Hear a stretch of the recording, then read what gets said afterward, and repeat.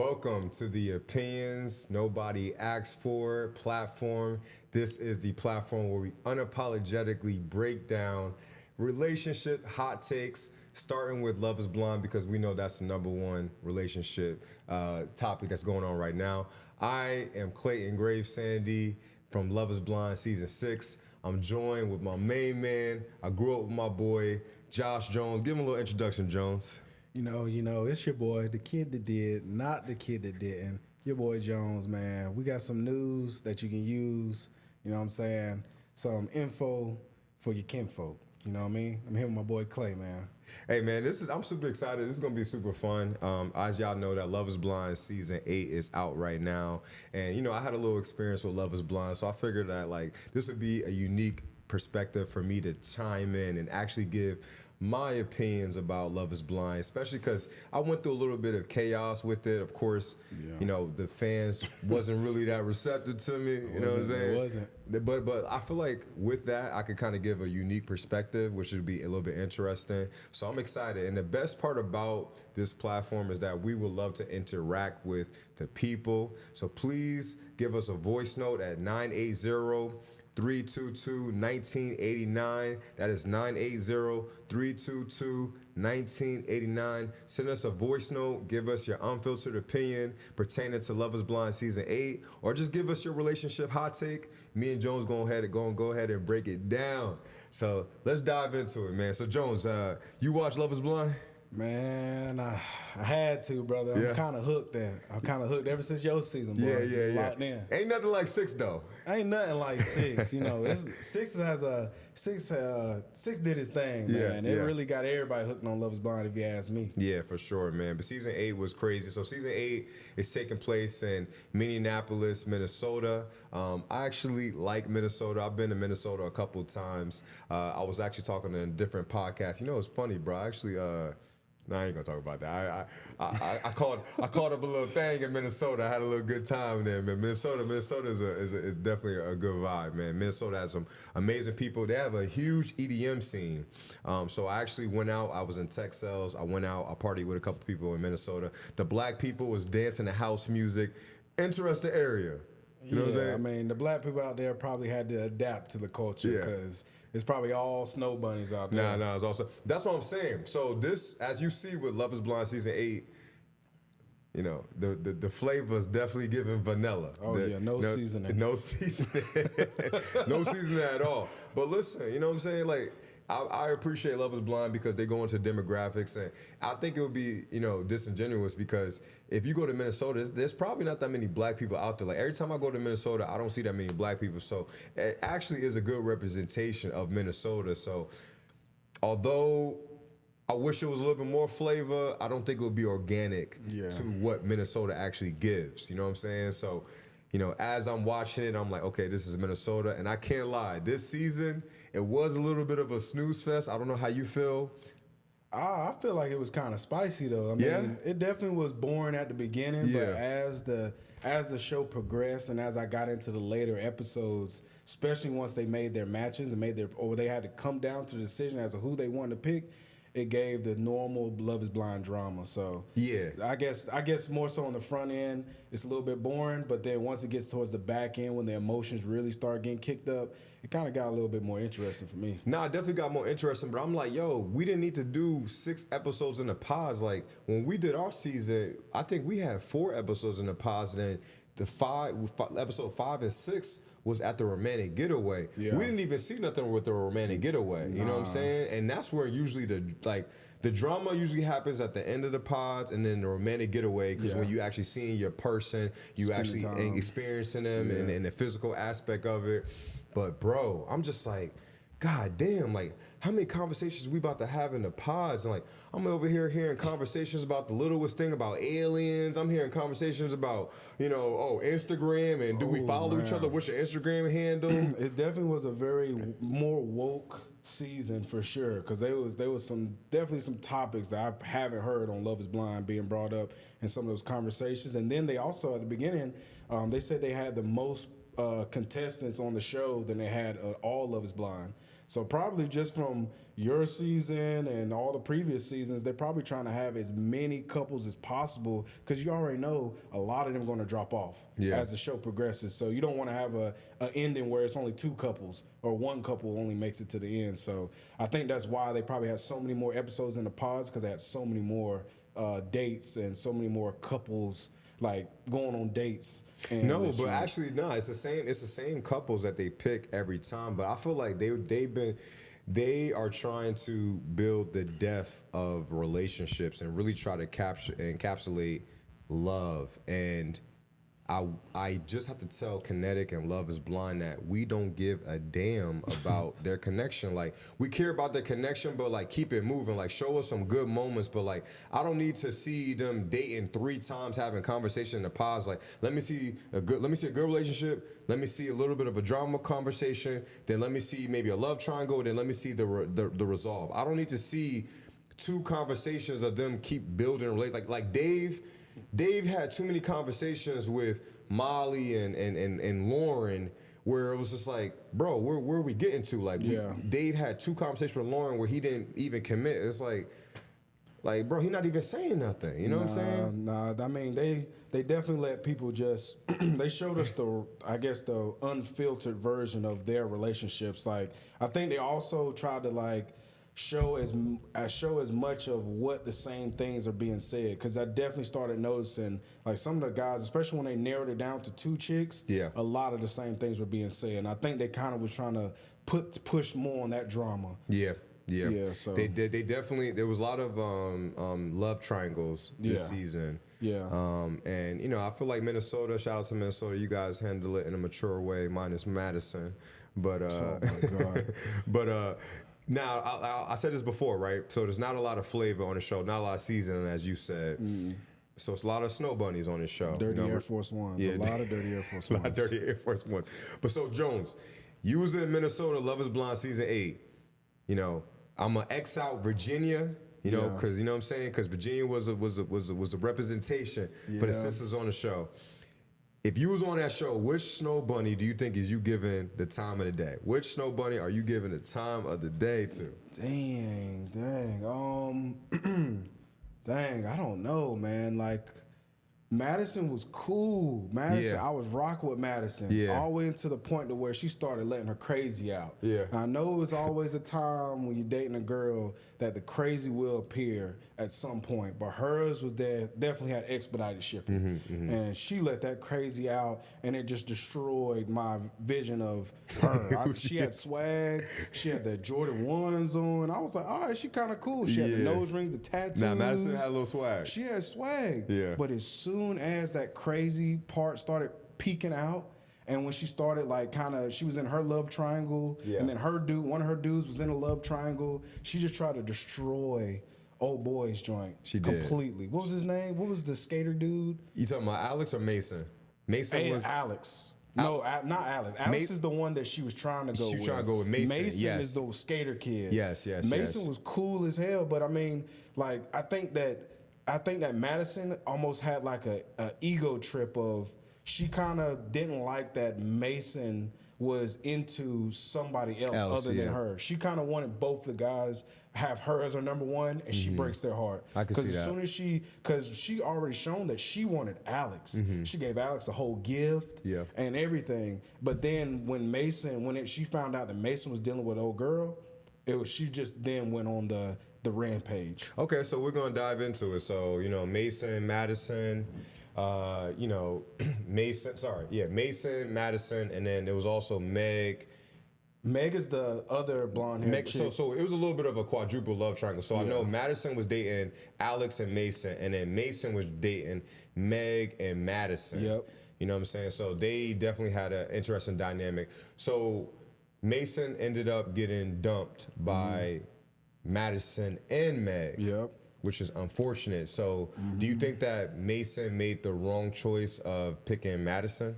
Yeah, Mason, I think, like, outside looking in, Mason definitely made the wrong choice. Mason definitely made the wrong choice going towards Madison. Madison was batshit crazy to me. Yeah. And she just screamed I'll bust the windows out your car.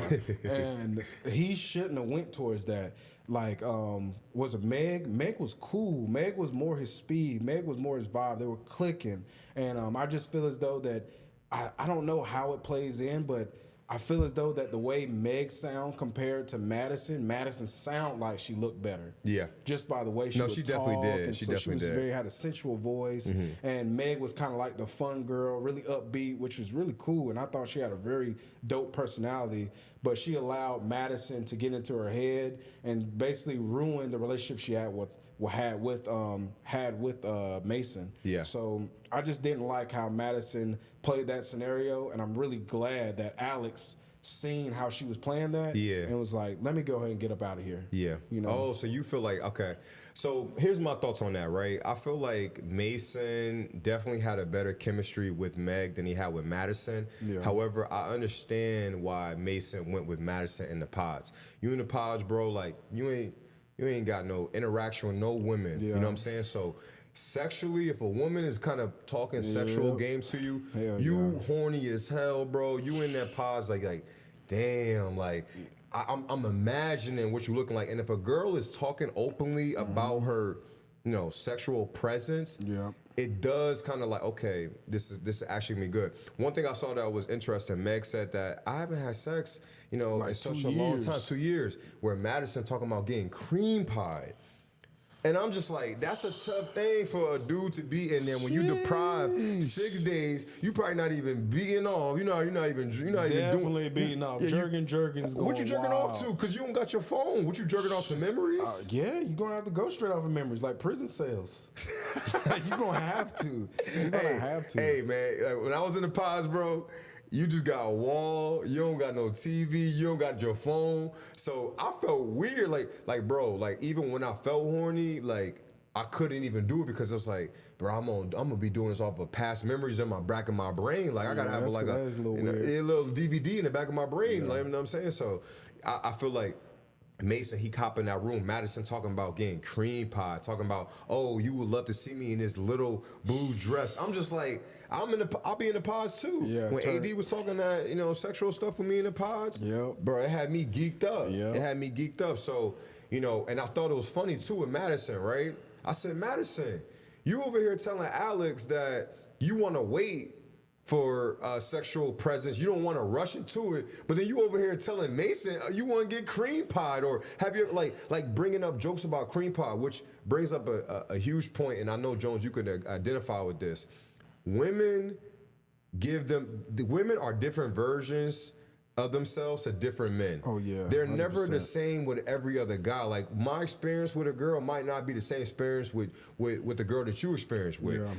Like, the case in point, Madison was openly talking about sex with Mason when they was having chemistry. No, I don't think Mason and Madison had the best chemistry, but it was obvious they had a more sexual chemistry, where Alex probably was more of a comforting aspect to her, where it was like, okay, Mason probably reminds her of the dudes that she used to date, where Alex is a nice guy, he probably was sweet. So no, I don't want him having sex, but Mason, who I usually talk to, I'll give him sex. Exactly. You know exactly how it is. It's like going to job interviews at different companies. You got to switch it up sometimes, and that's what I got from Madison. She definitely was code switching. She definitely was, heavy on the sexual energy with Mason, but then Alex, since he was a good guy, nice dude, which is cool, but she definitely seen a more longevity with him, so she wanted to, be more reserved. I think she's probably used to the energy that Mason was giving off to, like, that's probably her typical type. And just looking at Madison and Alex, looking at both of them, Mason's definitely the dude who was getting the girls, and Alex was definitely the dude that was probably behind the scenes, had a girlfriend all through high school that he met in middle school and elementary. Mom knows each other's mom and stuff like that. So he was a good guy. Mason was a skater, so he gave off that swaggy, more of a hippie type of vibe, like go with the flow type energy. Yeah, he's creative. And I think that she tried to match that, and it just looked completely off. And I'm just glad Alex was smart enough, because normal dudes like that will fall for that every single time. Every single time. It'll be a nice guy with a girl who's pretending to be nice as well, but deep down, she's just, she's a fun girl at heart. And I agree with that. I was actually kind of thinking like, man, maybe Alex is letting his fear of relationships hold him back. Yeah. But as I watched the show, I'm like, man, Madison is a little bit manipulative. Yep. She believes, like, Madison's one of them women where she believes, like, when she believes she's right, there's no disagreeing with her. There's no changing her mind. Like, hey, you make me feel this type of way, I'm gonna shut down. It is what it is. And Alex was pointing it out, like, hey, you're avoidant. I don't want to date an avoidant. Like, I did that in the past, So Alex was kind of on point with, I'm not understanding how this is gonna work from a communication standpoint. And I feel like Madison was very manipulative with how she spoke to both parties. Yep. And even how she was like gaslighting. I mean, like, okay, Mason might have said that, hey, I want to pursue this with you. If you want to pursue this with Alex, what's the big deal of him saying, okay, maybe I want to pursue this with Meg? Like, why is that such a... If you want to pick Alex, why is it such a big concern that Mason's saying, hey, you know what? I think I overspoke when I said that you were the match, like, that I wanted. Like, he could have overspoke. Even if he didn't overspoke, what does it matter? You don't want Mason. You just said that you're fine with not dating Mason. And then you're going to talk to Alex and bring up another guy. And ladies, y'all do this all the time. Stop bringing up other men when you're talking to your guy. We don't want to hear that. We're not going to comfort you when you're talking about another man and you want me to be like, you're so right. No, I might not. I don't want to hear that. I don't want to hear about your baby daddy and the bullshit y'all two got going on. Keep that over there. Handle that business. That's the situation that you chose to be with that person, and handle those matters accordingly. But don't bring it over here, because that's a major turnoff to most guys, for you to be complaining about a dude who doesn't matter in the situation. So I can understand why Alex kind of got a little majorly turned off once she started pressing him and wanting him to get on her side with that whole scenario. That was very weird. Yep. Now, how do you feel about Alex talking to Mason all the time and giving him hugs? And bro, that was such a punk move, bro. Mm-hmm. For you to know that he's dating this other girl and that you're dating, and you know that she's about to dump him, and you're over there trying to hype him up and like, yeah, bro, you got this. I'm like, bro, why are you moving like this? Now, granted, these are not your homeboys, so you really don't have no loyalty to none of these dudes. But at the end of the day, bro, like, just keep your distance. Allow that situation to run its course. Yeah. But when you try to insert yourself and hype him up and be there supportive for him, like, it just make you look like a scumbag to me, a lame. At the end of the day, you kind of gave off goofy vibes of trying to be there for that dude, and you knew the whole time he was about to get, basically dumped and embarrassed on national television. Yeah, I ain't gonna lie to you, Alex. I thought that shit was super goofy with you acting like, hey man, are you good? You good? You knew everything that was going on because we saw this. We saw that you were having a conversation with Madison. We knew that you knew that Madison was talking to Mason. Mason kept everything tucked, and you over here giving him hugs and you saying all the right things. It was a little bit manipulative. So that's why with Alex, my cause is concern for Alex. Like, I get it.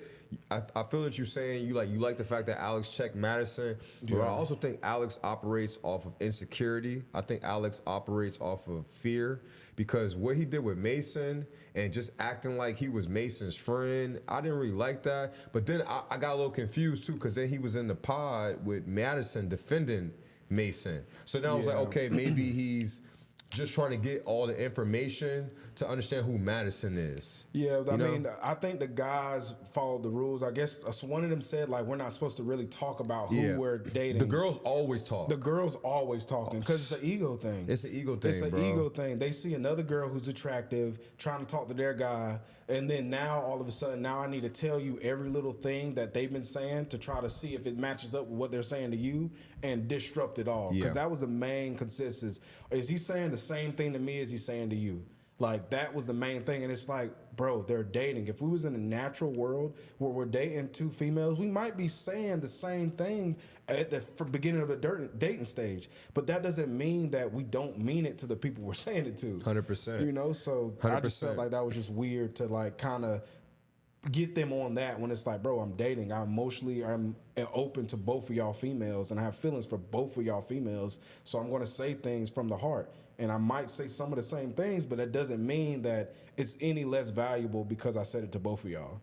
I mean, and that's a great segue because that brings us into Dave, the love triangle of Dave, Molly, and Lauren. Oh, you know, so that was a situation where it looked like Dave was telling two people the same thing, and he ended up having to confront Molly on that and also confront Lauren on that. Lauren confronted him and said, hey, are you validating both of us?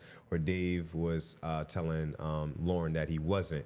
And your perspective, right? Give me your perspective of Dave. Was he foul? Was he telling the both of the girls the same thing? What's your perspective on that? Well, I mean, like Dave was definitely cool, but he gave major red flags. Like he definitely gives boy vibes, and you know that's a weird thing for me to even say, but just the way he maneuvered in that situation is hard to defend. You know, Dave's situation. Molly's the redhead. Yeah, Molly's the redhead. Molly. Yep. So he first was rocking with Molly because Molly was what he said was what he would normally go for. But they both airheads. Molly said she dropped out of college. I think Dave didn't apply himself in college, so he just squeaked by like most college kids, just C's get degrees type shit. And he like I didn't feel like them two together would be prosperous in the long run. Yeah. They would have had some more stooge kids that really ain't applying themselves towards anything. And I think with Dave and Lauren would elevate Dave to be a better person. And I think that's kind of what he was seeing in that situation, but he was too attached to his normal pattern of going for a girl like Molly. Mm-hmm. But he definitely shouldn't have jumped the gun and told Molly that, I guess, like, what did he say, like she was his girl or he was locked in with her. Yeah. And then soon as Lauren just said one thing to him, niggas started fucking crying. I was like, oh my God, bro. The way to get out of these situations is not to cry, my niggas. I don't know why y'all think on these shows, boo-hoo to the bitches is how you're going to get the bitches. It's not going to work that way. No, honestly, I disagree with you on that. I think crying actually works out in men's favor because you're on this show, right? And, you know, it's so emotional and you're in this space, right, where only thing you could do is think about your partner. It's an environment of love, you know, like I'm not a crier like Jones, like, you know me, bro. I won't be crying, bro. It did make me cry because it makes you look at yourself and like, okay, how can I, in my husband, like, how can I put myself in that aspect? And then also too, like, your person is dating other people, so it makes you look at yourself and like, okay, what am I putting myself out there for my person to actually see me as a valuable partner? And it could bring the emotions out of you because you could say, these are things I'm not doing well, and it could, you know, it's scary. Now, for Dave, I thought it was lame as hell the way he did it. Yeah. If you're gonna break up with Molly, don't be crying to Molly about Lauren, bro. Just be a man and own it. Own it. Say, hey, stand on business. Hey, I know that I had a conversation with you. I told you that, you know, at that point you were my number one. I had a conversation with Lauren, and honestly, she just upped the pressure on me, and she is something that I need because I'm a guy that I'm a little bit lackadaisical, I'm a little bit laid back. And I need a woman that's gonna probably, you know, dig into me a little bit and get on my ass a little bit. Pause. You know, but I feel like Lauren, she came in the room, she said, hey, you're my number one. I want you cutting off everybody. So she kind of came in there with pretty intentional. I do think that kind of played in Dave's head and maybe upped the pressure because Molly was a little bit laid back. But in this Love is Blind process, the laid back people that act like everything is so cool, you might get left behind because you got 10 days to find a connection. So the people that's gonna up the pressure that still has a good connection, yeah, they might win. So Dave pretty much just started crying, and he definitely was doing a whole full court press, trying to like let everybody know that he was crying and he was emotional. What's your take on Dave's tactic to let Molly know that, you know, he's going through it emotionally? It just felt definitely overdone. Like it felt like, you know, girls are into guys being in tune with their emotions, or you believe that girls are into guys that are really in tune with their emotions, cry a lot, and all this other stuff, and you thought that to let her, I felt as though he thought letting Molly know how much he was crying was showing how much he actually cared. But at the end of the day, it's like I felt as though that you really kind of wanted Molly, but you was hoping that by selecting Molly, Lauren would eliminate herself. But since Lauren pressed you about it and still was like, hey, I still want you, you know what I'm saying? He kind of felt as though that he basically got caught cheating with Molly, and now your girl's saying like, what you gonna do? Tell her it's over. Call her right now, tell her it's over. And that's exactly what he did. And he felt like he had to be with Lauren. That's what I felt like, because why would you tell Molly that you wanted her? Then as soon as Lauren just says one thing to you, presses you about it, then it's like, oh no, I don't want Molly, I want you. Yeah, I feel like Dave needed somebody to actually say, hey, I want you, you're my number one, and this is what we're doing, for Dave to actually make a decision. Dave is one of them guys, he's a medical device sales.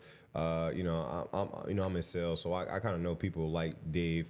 He loves hearing himself talk. Dave is one of them guys, if you let him talk about himself, he might come out that pod and be like, man, I love you. And he don't know nothing about you. Yep. Dave is, I thought that whole crying to Molly and doing that whole spiel of like, hey, I don't know what to do, this is so emotional and stuff like that. I just feel like it was a weak move to say, bro, just tell Molly that, hey, I had a conversation with Lauren, this is the way I'm moving towards. I really enjoyed our connection, but I believe that Lauren was a little bit more headstrong about me, and she upped the pressure, and I believe that that's the type of stuff that I need, because I'm a little passive, and I see that, Molly, you're a little passive as well. That would have been a little bit better, because it would have gave Molly a little bit of constructive criticism, like, hey, when you're in a relationship, maybe you should up the pressure a little bit more. Definitely. And he didn't do that. He kind of just went the punk route, like, I don't know what to do. I've been crying all night. I've been crying all night. I don't know what. I don't even cry. It's like, nigga, we don't give a fuck that you crying, bro. We don't care, bro. Like, and Molly don't care that you crying either, bro. Nope. Especially when you crying about another girl. To me, it's crazy. Like, bro, I wish a girl would call me crying about another man. I'll be on that phone like, are you serious? Yeah, Control Alt Delete, my nigga. Like, yeah, definitely, Dave. If I can give you any type of criticism, bro, when you get into a desperate situation with a female, boo-hooing is not the answer, my nigga. Tighten up, stand on business, express how you feel, but do it in a masculine way, my brother. Like, you definitely crumbled completely in that scenario, and I think that I don't know what the future holds for you and Lauren, but it looks a little murky.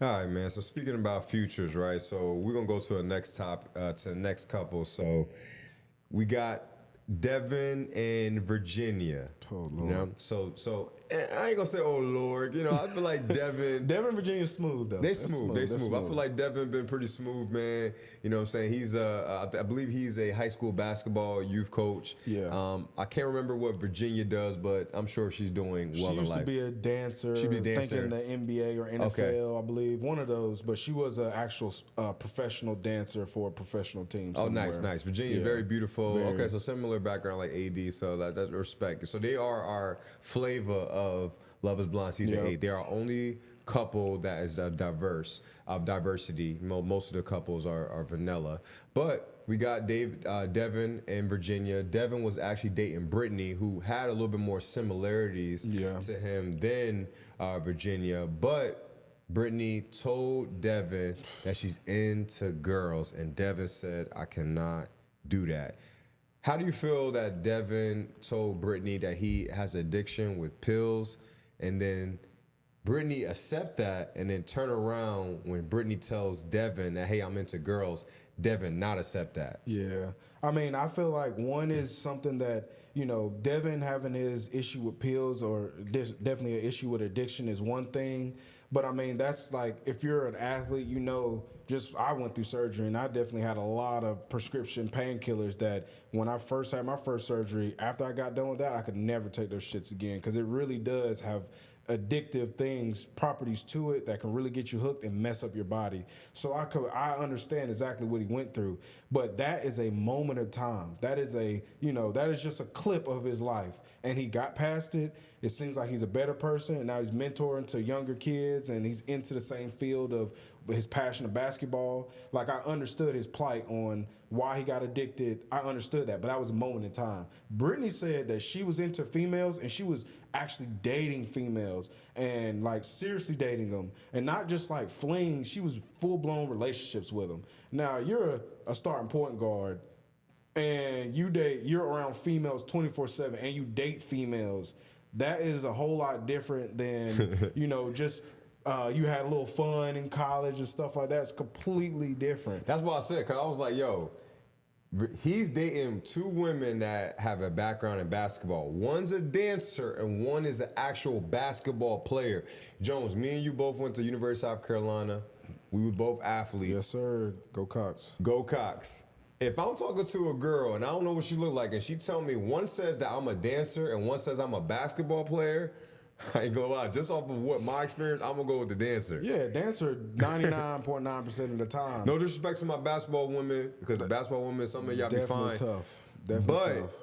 In my experience, a lot of y'all be experimenting because there's a lot of, the women that like women in y'all field, and they turn y'all out. We got to keep it a beam. Yeah, there's a lot we gotta keep it a beam. You know what I'm saying? There's a down south turn, bulldaggers. There's a lot of them in the WNBA. Yep. And the main thing I feel like I've heard things and rumblings from the WNBA side to where they be turning straight girls out. Yeah. And so that's a thing for them. So I think that's just a little bit like when you're a college basketball player and you're also into girls, like you have a plethora of them and you're with them 24/7. So I think that another reason why Devin had red flags for Brittany bringing that up, because he asked her, do you have any intentions on ever dating another girl again? And she didn't say no. She said that if I'm with you, I'm with you. So that just tells me you still like females. He asked her multiple times, and she deflected and dodged that question every time. She just ended the answer is like, I don't cheat. If I'm with you, I'm with you. That means you're still into girls. And if we break up, there's a high possibility that you'll be back dribbling for the other team. So it's like, no, I can't put my eggs in this basket. But the thing was, that was the deciding factor, and that ruined it for him, of her answers. Because then he was already not even 100% on Virginia. Brittany was above Virginia. I feel like she was too. When she said that, it was automatically neck and neck race. And really, it put her below Virginia. And I think he made the right choice between the two. Brittany is definitely a pretty girl, very nice body. She definitely has, I commend her on, what she does. I love coaches.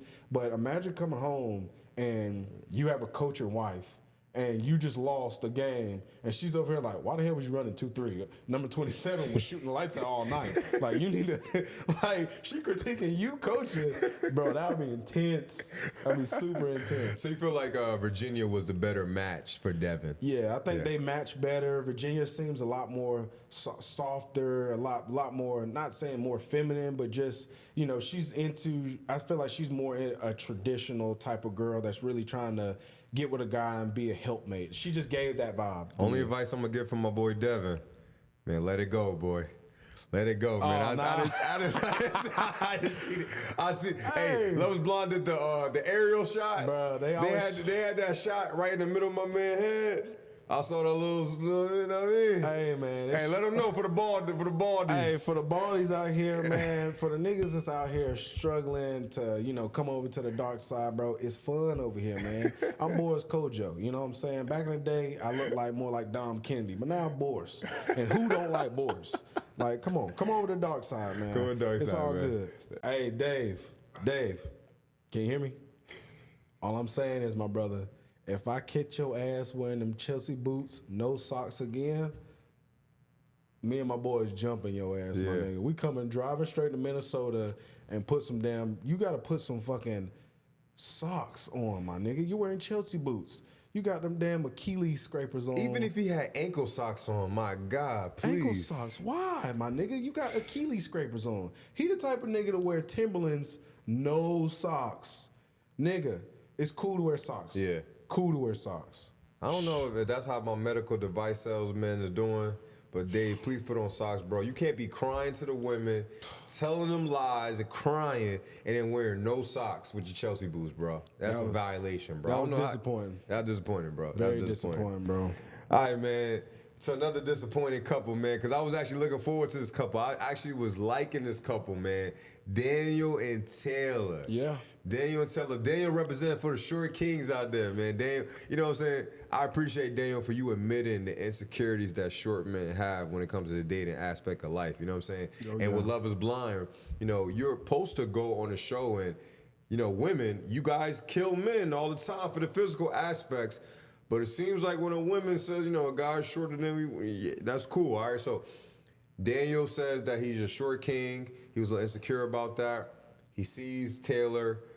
You know, Taylor says that she was concerned with the possibility that Daniel followed her on Instagram.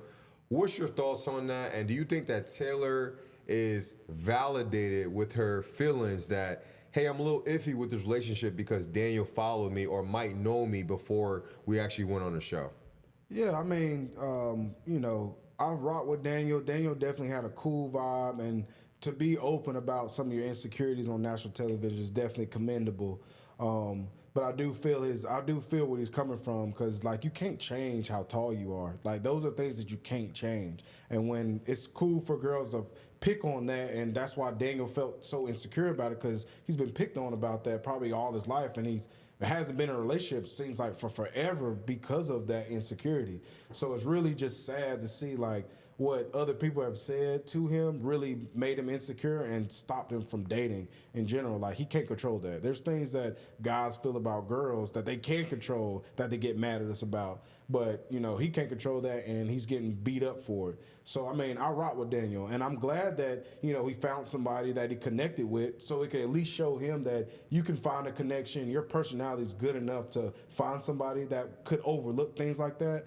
And it just didn't make no sense for Brittany to come onto a show to where you're not trying to be focused on the physical. Right. Oh, well, yeah, Taylor. Yeah. Well, it's Taylor, yeah. So she's coming on a show that's, you're not supposed to be focused in on none of those things. Now, I know it's important, but for you to like, I felt like her bringing up him following her was kind of like a way for her to cop out of the whole entire thing. Well, that's what I said. Women are slick, right? Women won't say, hey, I'm physically not attracted to you. They'll come up with another way to say that, right? Because I always said this, right? If a dude that she was attracted to followed her, because she said it first. She said, I didn't even follow him off rip. So off rip, when you're on social media, you're looking at someone from the physical perspective. Yep. She wasn't attracted to him. She wasn't rocking him from the jump. So she said she didn't even follow him. Yeah, I didn't pick up on that. Yeah, she said she wouldn't follow. If it was a dude that she liked and she thought like, oh, he was attractive, she would have no problem with it. Yeah. You know how many times I hear women say, oh, you didn't look at my Instagram, you don't know who I am. You didn't stalk my Instagram. They be getting mad at me for not looking at the Instagram and really getting background knowledge. So my point is, who you are as a man determines how a woman's going to treat you. If she don't look at you as that guy, and you looking at her Instagram, you follow her and you stalked her Instagram, yeah, you a creep. If you a guy that she wants, oh, you attentive. Oh, you want her. And I see that a lot of times with women, bro, that they have so many different double standards to the guy that they think is attractive to the guy that they don't think is attractive. I don't think Daniel did anything crazy. It's not like he was talking to Taylor. Not like and she said that, oh, you looked at my bio and my page gives a lot about me.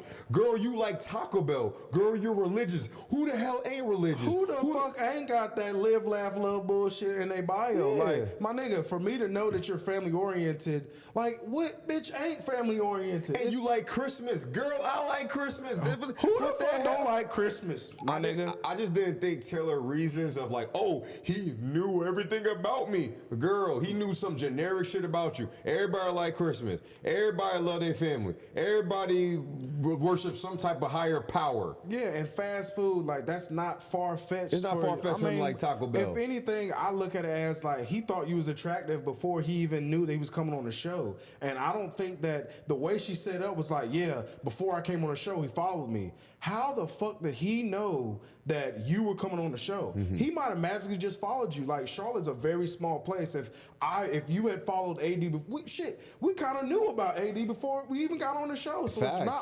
it's not like you would get on the show, run into an AD from Charlotte, you hear how she talks, it's like, that might be so-and-so. But that doesn't mean I need to run away because I already knew a little bit about her. She might knew a little bit about me. It's like... And it's Minnesota. Like, I'm sure the town is so Minnesota. small. Like, I just felt like when she said that, it was a cop-out. Yeah. I'm like, okay, she saw him. He was short. She wasn't attracted to him, and she needed any type of reasoning to get out of that situation because, you know, when you do the reveal, it's 15 minutes. Yeah. So you have a short amount of time to meet your partner, and then you left with your thoughts because you don't get to see your partner for 2 more days. I thought it was very telling that the next day they did a scene in the hotel. I seen the hotel. That's the hotel we stayed at. Yeah. They did a scene in our hotel. Very Holiday Inn Express. Yep, a very Holiday Inn Express. No TVs, nothing like that. And I could tell, man, Daniel probably was like, dang, like, he probably insecure, like, man, like, here's a girl, I find a girl, I connect with her, I build an emotional connection.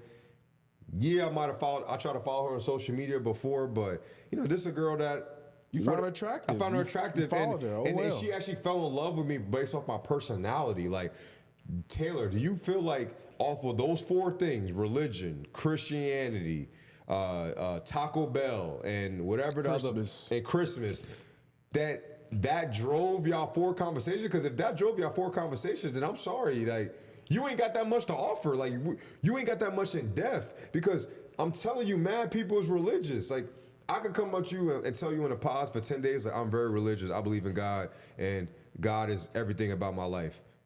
Does that make me your top priority? Like, no. There's so much more to me that's more depth. I just didn't feel like the 4 pillars that she put in her profile is something that Daniel will see and be like, all right, bet. I'm gonna take that and I'm gonna run with it. Yeah, nah, that was definitely a cop out to me. I feel like she seen him.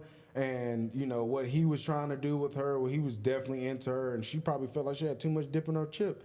And the chip broke off in the dip, and she tried to find a way to get out of that shit. So, and he denied all of it. Now, I know he's probably capping because he kind of he knew that he did. Yeah, he definitely did, but he still was just like, no, that wasn't me. And then, you know, I just don't really understand what her position is. Like, this shit's such a snooze fest, man. They try to make Daniel like a villain. Do you think Daniel should have told Taylor that he was following her? Do you think he should expose that? I mean, yeah, you could have probably said it in passing, but I think that would have kind of threw off the whole entire thing too. Yeah. Like, because that would have been probably something I would have told her right after meeting her, and just try to have the conversation to the side. 100%. Like, yo, like, look, I remember you from following you. We never followed each other. You didn't follow me back or nothing like that. I might have seen like some of the things in your profile, but you know through our conversations, I didn't bring up specifics. Now, if he said like, oh yeah, I love Chevy Camaros. So, oh my God, I drive a Chevy Camaro. And it's like, my favorite color is purple. Oh my God, my favorite is like, if he knew every intimate detail about her, then I could understand that. But he was going on vague things that he also was into. He loves Christmas. He makes his own Christmas card every year. He loves the Lord. And he has those pictures on his social media too, so that's actually who he is. So it's not cap. It's not cap, you know. So I definitely didn't feel that, and I feel like that's a cop out. And I saw how Love Is Blind tried to end it with the cliffhanger of him kind of setting him up like almost like he's a creep. It's a small area, social media. Like, I'm not mad at him for trying to follow her before. Minnesota's not a popular area, so it's so small. Like, I've been in Minnesota. Let's not get the semantics. Like, Taylor, you don't think Daniel's attractive. Let's call it a bean. Because if another guy was attractive, you wouldn't call no media and saying, let's not go to a romantic getaway. You wouldn't do that. Let's stop the cap. You would not call the relationship off if you thought Daniel was attractive, and I'm gonna leave it at that. Next couple I want to talk about real quick, Joey, Monica. We're gonna leave it real brief.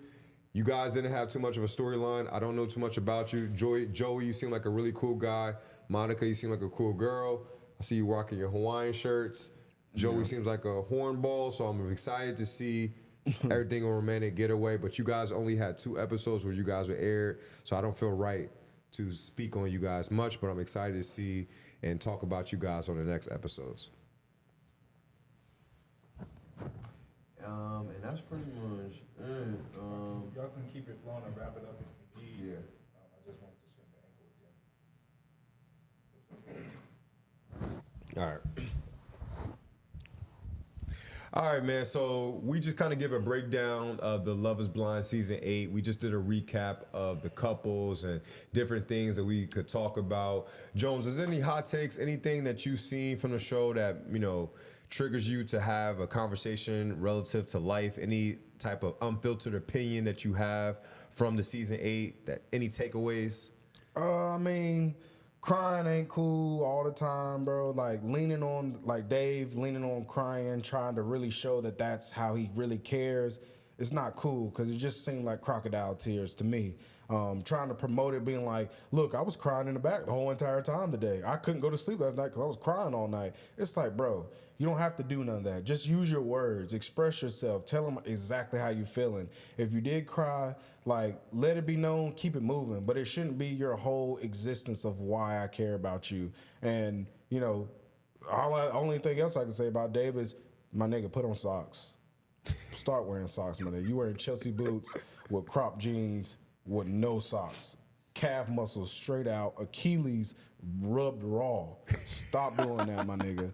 And, you know, and Brittany, I just feel like, Brittany, you probably really like, you know, you want to marry a dude, but you really like girls. So you probably should find a dude who's cool with that. There's tons of niggas out there who will be down with a, you know, kind of a, not necessarily an open relationship, but a relationship to where you can have, you know, what you're into. And most guys, I mean, I know some guys wouldn't rock with it, but there's the guys out there who would definitely be willing to have you and another lovely lady into their life, and y'all do y'all thing. You can get married to him and still have a girlfriend. My girl got a girlfriend. Gucci Man said it best.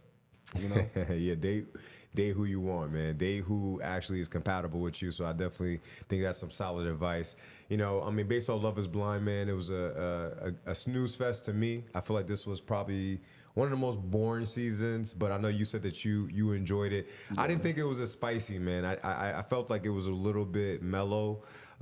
Just kind of looking at the relationships and the topics going on, I felt like a lot of conversations dragged out. I felt like it got a little bit juicy with episode 5 and 6. I was really bored with episode 1, 2, and 3. Yeah. Episode 5 and 6 definitely started kicking up. So I'm excited to see what the romantic getaway gives. I'm excited to see when they move into each other's spaces and how that is and how they're interacting with their family members. Because to me, that's where Love is Blind gets real, when you're actually interacting with the real world. Yeah. Like, I remember when I got back from the romantic getaway and I called you and I called Josh and y'all were like, nigga, you tripping? Like, are you about to fall in love? And are you about to do this? And then I was like, damn, that was like a break from reality of like, what am I doing? Like, is this really real? When the real world get into your space, that's when Love is Blind really takes off, because the pods is the honeymoon phase. The pods is like the producers in your head, you with your castmates, everybody's talking to you about love, so you think this is the right thing. It don't get real till you get into your real world, and your friends would be like, hey, I don't know about this. You know what I'm saying? So, hey man, this is Love is Blind season 8 recap, opinions nobody asked for. If you guys are feeling our opinions, or if you don't feel our opinions, please chime in. Like I said, you can leave us a voice note at 980-322-1989, or leave us a voicemail at 980-322-1989. Please share your unfiltered opinion, your relationship hot take, or your opinions about this new season of Love is Blind season 8. I'm your host, Clay Gravesandy, with my boy Jones, man, the kid that did. We're going to see you guys next week. We'll probably try to record on Monday and put this video out on Tuesday of next week. We'll see you then. Peace. Yes, sir.